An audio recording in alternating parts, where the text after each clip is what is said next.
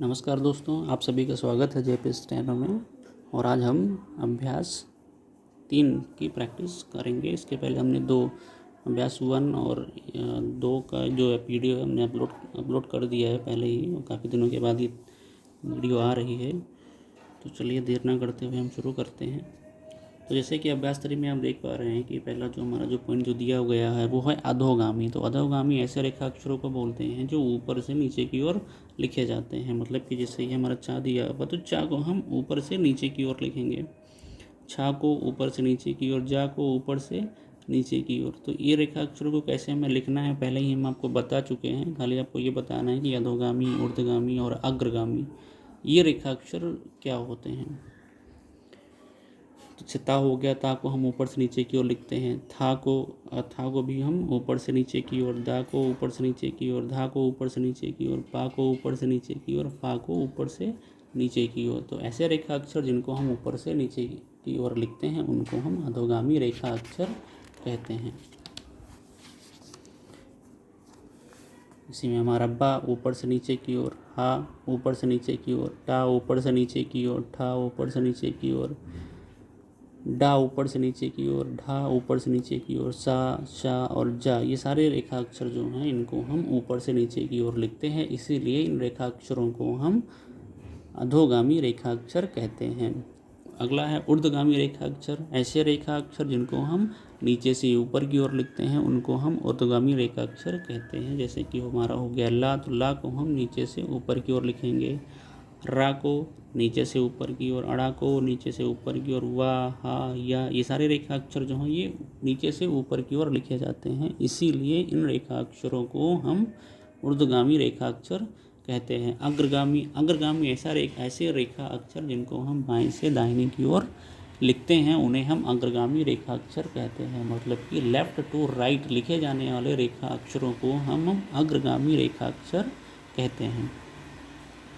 जैसे कि का हो गया हमारा, का 180 डिग्री पे ये लिखा जाएगा सीधी रेखा में, खा को काट दिया। ऐसे ही ये सब रेखा अक्षर जो हैं ये हम बाएं से दाईं की ओर लिखते हैं, मतलब लेफ्ट टू राइट लिखते हैं। माँ को, ये भी हमारा लेफ्ट टू राइट, एम लेफ्ट टू राइट, ना लेफ्ट टू राइट। तो ये सारे जो रेखा अक्षर जो हैं ये हम इनको अग्रगामी रेखा अक्षर कहते हैं, क्योंकि ये बाएं से दाहिनी साइड की ओर लिखे जाते हैं।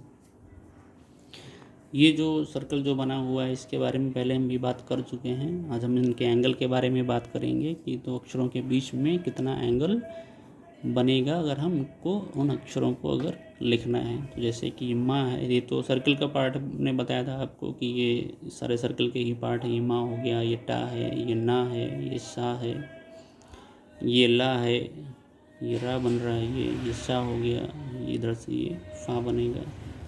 एंगल की अगर बात करें तो इससे पहले लिखा हुआ का और रा के बीच में 45 डिग्री का कोण बनेगा। तो इसका मतलब ये है कि का और ये जो रा जो बना हुआ है इसके बीच में जो कोण जो बनेगा वो 45 डिग्री का कोण बनेगा।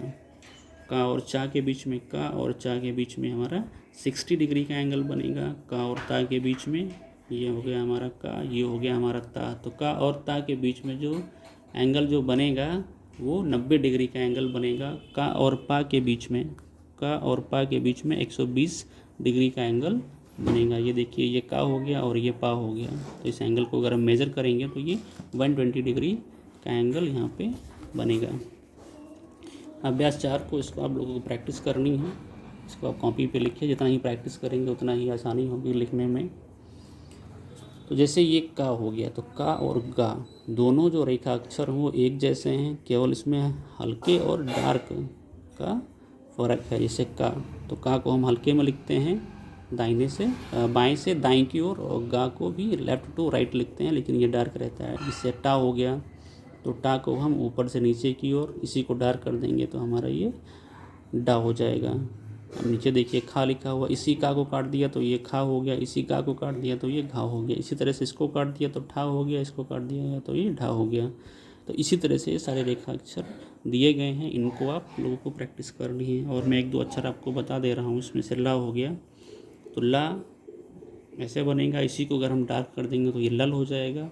ये हमारा माँ का स्वरूप है। और इम्प दोनों के लिए ये रेखाक्षर, इसको हम प्रयोग करेंगे। इसको ये डार्क में रहेगा हमारा। ये अब दोनों अक्षर एक ही जैसे दिख रहे हैं, लेकिन ये डार्क रहेगा और ये हल्के में रहेगा।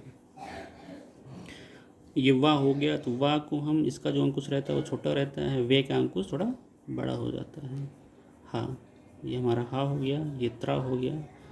तो इसमें लगभग हमने सारे रेखाक्षर आपको बता दिए हैं। एक इसमें हल्का है और एक डार्क है, तो आप इस तरह से समझ सकते हैं। अगर कहीं भी समझ में ना आए कि हल्का होगा कि डार्क होगा, तो आप उससे देख सकते हैं इसमें कि एक हल्का लिखा हुआ है, एक डार्क लिखा हुआ है, एक हल्का है, एक डार्क है, एक हल्का है, एक डार्क है, एक हल्का डार्क, हल्का डार्क, हल्का डार्क, हल्का डार्क, हल्का डार्क। तो इस तरह से ये रेखाक्षर सारे लिखे हुए हैं। इनकी आप प्रैक्टिस करिए।